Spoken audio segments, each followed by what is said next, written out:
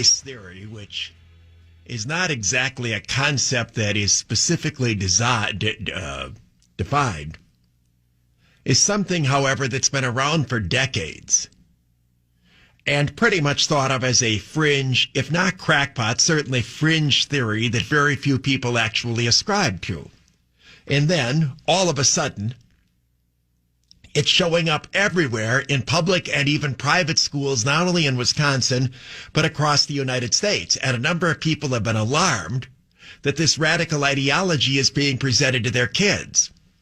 Kevin Nicholson, who you all remember as a candidate for the United States Senate a few years ago, is the head of the No Better Friend Foundation, and his group has decided to take CRT and opposition to it and put it on the front burner, and they have been advocating and trying to draw people's attention to just how prevalent this has gotten in school curriculums. And they're even having an event that's going to be going on later this month that I'm going to talk to him about in just a second. So right now we're joined by Kevin Nicholson. Kevin, good afternoon. Mark, good to talk to you. How are you doing? I'm great.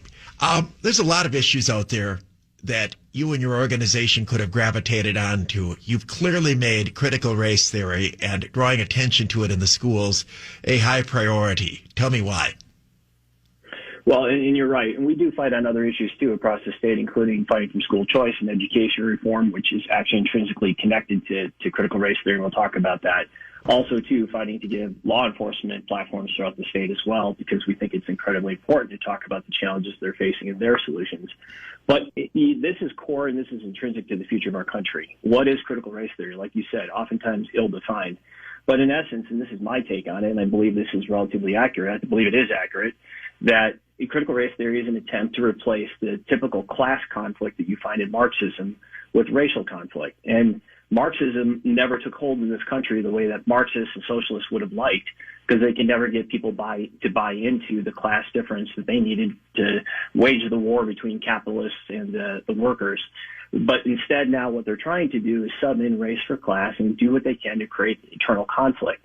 And you and I both know, and your listeners know this too, that in a self-governing republic, there is no future in which we are all subdivided by racial categories and permanently at each other's throats because of some perceived inequity issue. And that word of equity is used repeatedly by those who are proponents of critical race theory in an attempt to say... Yeah, and people hear the word equity, and I think they're hearing equality, but equity means something else. Equity becomes any solution that you want to present on the basis of it's being fair. Equity can become whatever it is that that you want to accomplish, and we're moving away from a notion of equality, treating everyone the same, to this notion of equity, which is to determine what the result ought to be based on what your race is.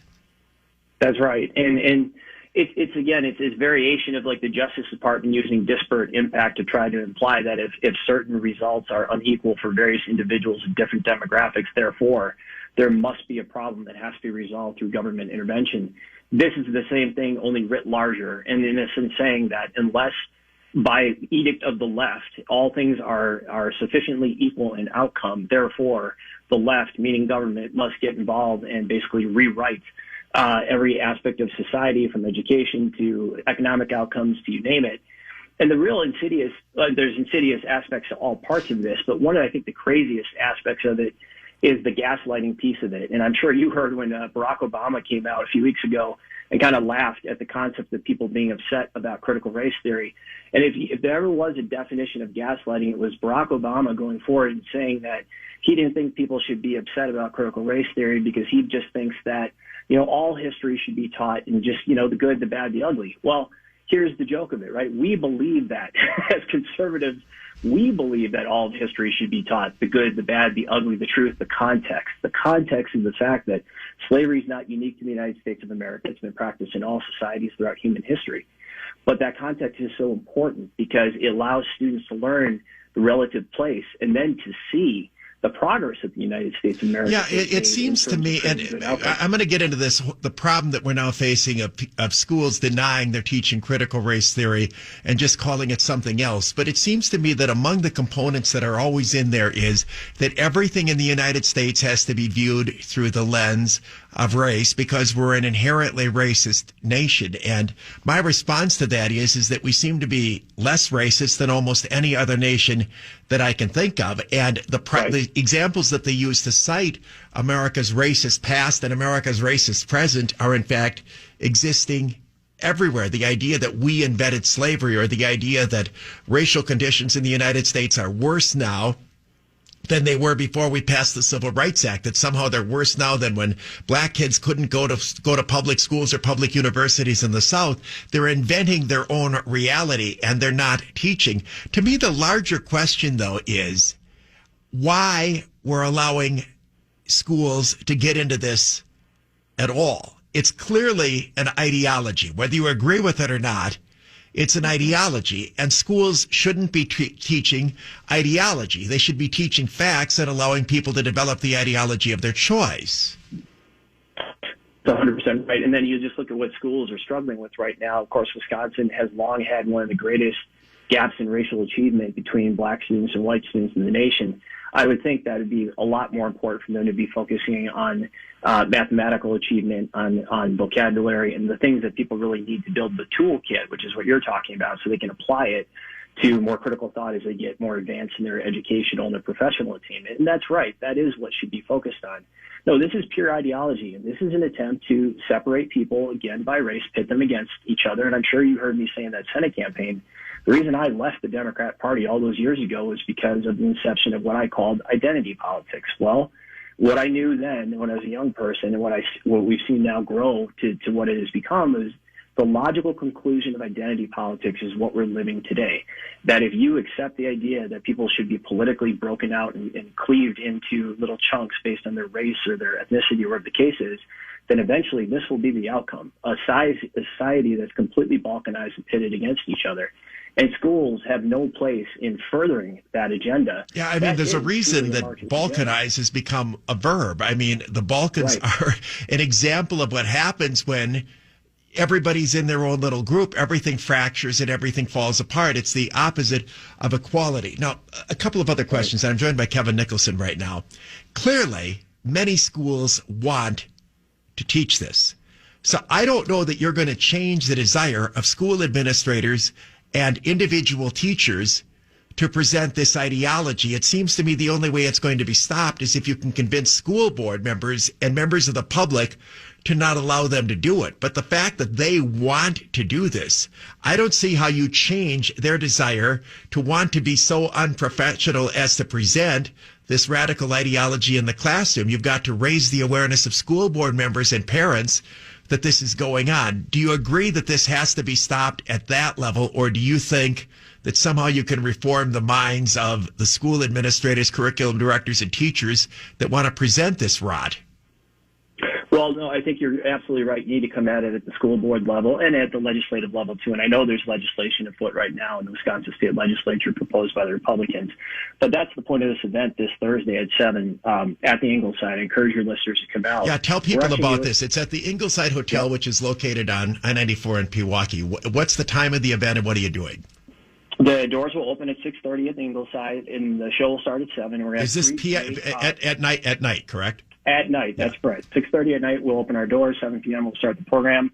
We'll have Dr. James Lindsay, we'll have Adam Coleman, and Mike Gonzalez. And they're three great, and this gets right to your question, three great authors who've written about critical race theory, identity politics, and have substantive thoughts on why this is not what should be taught in our schools, should not be pushed through corporate America, should certainly not be in the military or, frankly, in any organization or culture in a free-thinking people's country. And they're going to I think they're going to give the intellectual framework that people need to hear, why this is a substitute for Marxism, why we as a free people must reject it and come after it. And actually, we're going to do an event prior to the main event in which we're going to have a smaller audience with these speakers, with school board members, to your point. And we're doing that specifically because the way that I come at this is the same way that you do with sharing thoughts with your listeners, right? Let's get the good ideas out there and let's arm people. And also, too, share the message that you should feel brave and bold in pushing back on this because it's tough, right? And I'm sure you're having conversations with your listeners. People feel cornered. They feel cornered at work. They see this coming through their kids' school in places like... Well, and they're told that they're a racist or a white supremacist if they object. Right. And that's it. And that is part of this approach and strategy, right? To freeze people and to make them feel shame if they bring up the fact that, look, in a free country where the individual is accountable for their actions and also to reach the reward of their accomplishment, you cannot collectivize guilt and then span it over many centuries of time. That's insane. And it is quite literally insane. And everybody should feel free and bold and standing up and pointing that out and say the whole reason that we have the success in this country is because we've empowered the individual. Let me get to what I think is the core of the problem. In a number of our suburban communities here in southeastern Wisconsin, school officials have adamantly denied teaching critical race theory. The Arrowhead District is adamant that they do not teach critical race theory. They do teach critical race theory. They have presented instructional materials and books to teachers that people have seen that have all of the components of critical race theory.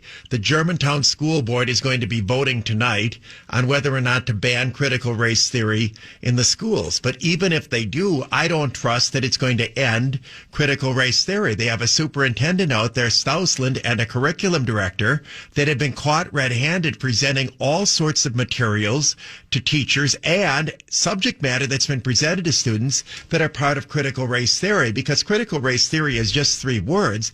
Anybody can say they're not teaching critical race theory. The problem is what they are teaching, not necessarily what they call it. So when you get these school board members, for example, to vote, well, we're not going to do critical race theory in the schools, I don't know that you've really accomplished anything. People still have to be aware of what the content is, because if the left is good at anything, it's good at changing the name of whatever it is that they're doing. They're constantly changing names of things to mislead people into thinking that they're not doing what they, in fact, are doing. So it's a good point. That's why this is a multi-pronged approach, with education being critical. But then the next step that you're really talking about, which actually I think the legislation that's been put forward by Rick Young-Durham and Dave Murphy, Alberta Darling, Steve Noss, and some others, is important because it actually gives clarity and it actually forces curriculums online. And I'll tell you, you talk about Heartland Arrowhead. Our kids, our 3 little kids, were in the Heart Lake District, which is one of the subunits of the Heartland Arrowhead District that feeds into Arrowhead.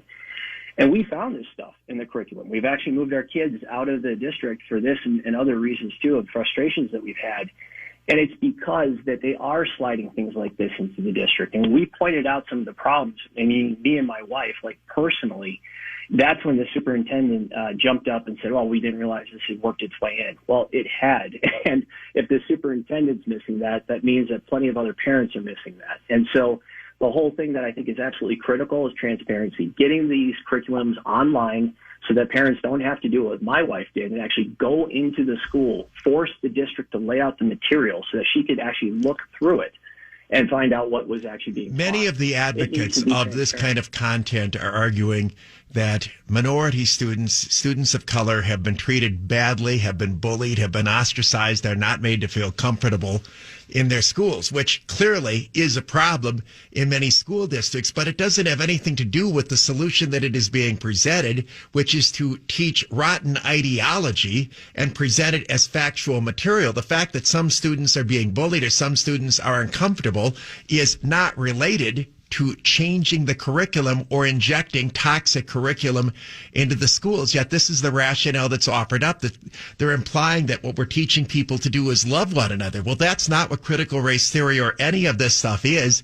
It's something entirely different. So the defenders of this aren't honest enough to stand up and actually defend critical race theory and all of its components and say this is a good thing to be in the schools. They make a substitute argument and suggest that this is a way of making all students feel comfortable in schools. Well, this says that has nothing to do with what critical race theory is. For example, up in Germantown, a number of students spoke out and said they didn't feel comfortable in the schools, and the school board then punted several weeks ago on banning critical race theory. Well, the one doesn't have anything to do with the other. And if these school board members can't stand up to teachers and superintendents who want to put this kind of garbage in there in the name of racial justice when it has nothing to do with racial justice, it has to do with separatism and so on, well, then they shouldn't be school board members. That was a long monologue that I just gave, but I want to give you a chance to respond to it.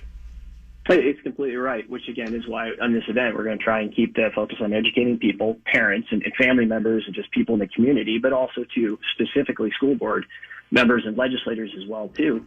But then we just went past the June 19th holiday. We just celebrated it. And actually I went to Milwaukee, the Juneteenth celebration. It was a great event. I walked around, had good conversations with a lot of people. But it's important to remember what Juneteenth really signifies. And I think you've talked on air about the left trying to take this event and twist it into something it's not. What it is, and this is why it's so important that history be taught as it is and with context, it is a commemoration of the end of slavery and the people that fought in that bloody war in order to extend the promise of our country to everybody. That's real.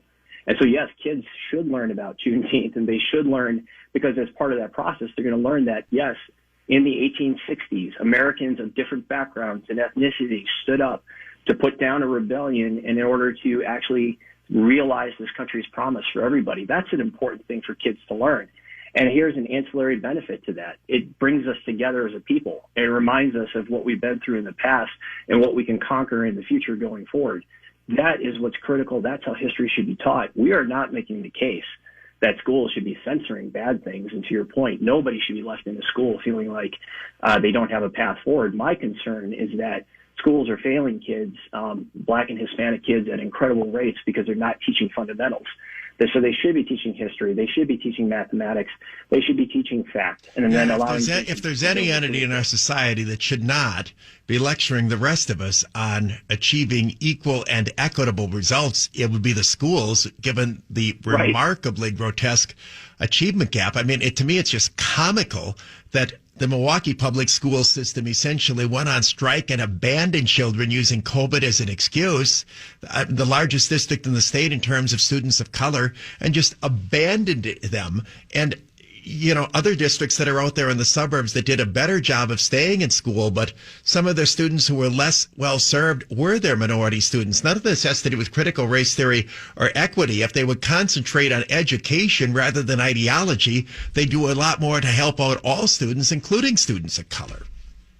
It's 100% it. And that's why, separate from just critical race theory, our organization, No Better Friend, is out there in communities around the state, from the north side of Milwaukee to the south side to Green Bay to Racine, Kenosha, actually interacting with members of the community and saying, look, school choice, we think is critical for you because it gets your kids out of underperforming schools today and into better schools. Although, and I will give the caveat, it's not like critical race theory is limited to the public schools. There are some private schools in southeastern Wisconsin that are buying all in on this, including quite a few that then turn around and deny that is what they're doing. It's, again, another reason that parents need to be aware of what's being taught in the schools and apply pressure, and if necessary, pull their kids out rather than send their kids to re-education camps that are pushing this divisiveness rather than actually teaching the kids the things they need to know. Anyway, it was good talking to you again, Kevin. Thanks for joining us this afternoon.